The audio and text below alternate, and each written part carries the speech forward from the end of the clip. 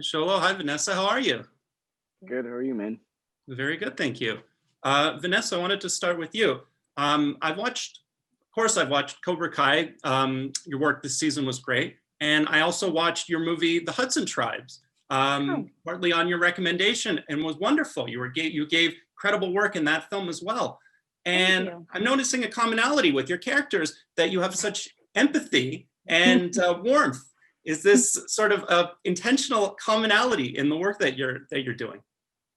No, it's not intentional, probably unconscious on my part, but you know, parts come to you as they come to you and they click in a way that clicks, and sometimes you just don't have to think about it. But yeah, there is some commonality between the two. I think Dawson Tribe's character had it way harder, way worse. But I guess it's a good fit, and I'm not saying no to it. So Cool.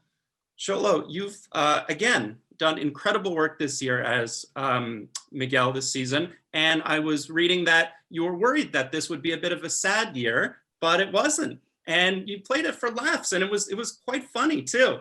Describe sort of your arc for this season and how you've grown with the character.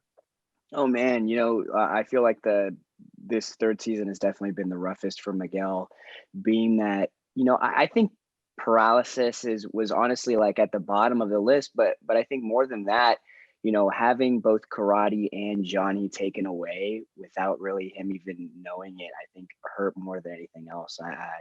We see in seasons 1 and 2 how highly he thinks of Johnny, and how, I mean, for lack of a better word, like he truly is a father figure in his life.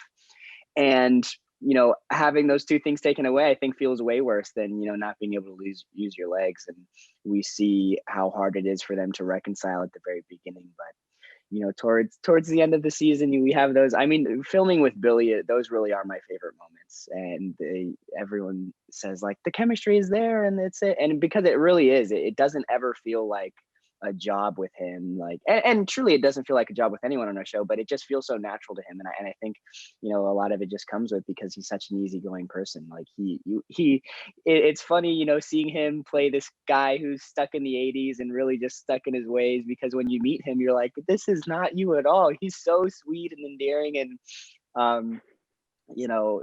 all that chemistry really does come so naturally. So I'm appreciative that he was so welcoming to me and everyone on set, just because I feel like our show wouldn't have come out as good as it does without him. Cool. A question to both of you: what do you like best about working with each other?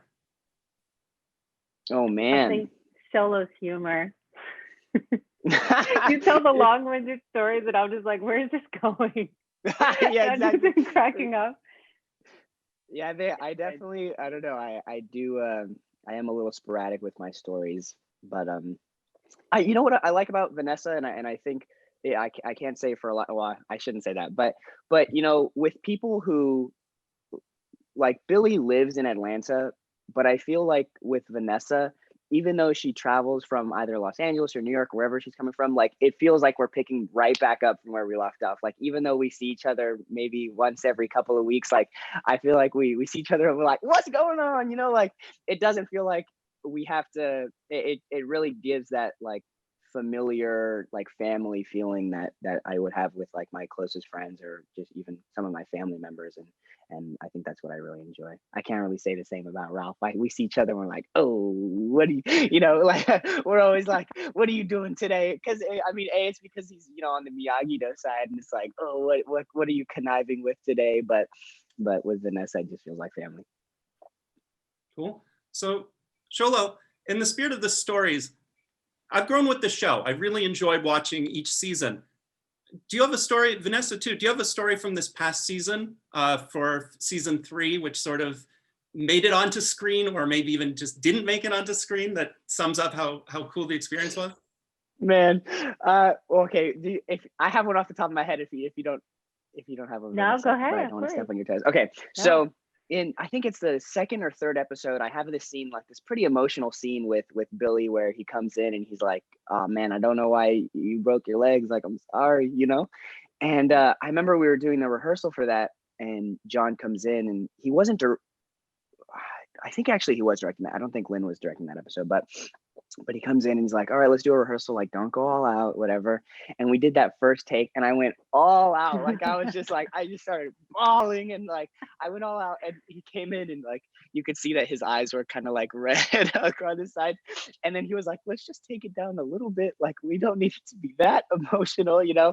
And I thought that was just kind of funny just because, I don't know, all of our creators, Josh, Sean, and Hayden, they're all like very professional, but it feels like they're like, I don't know, emotionally, I feel like it's hard for them to kind of convey that emotion. So seeing them like come in with like like red eyes, it was just kind of funny just because that's not really a side of them that I see ever. Well, thank you to both of you. Thank And you. great work on the show. Awesome. Sound good. Thank you so It's a much. blast. Thank you. Bye.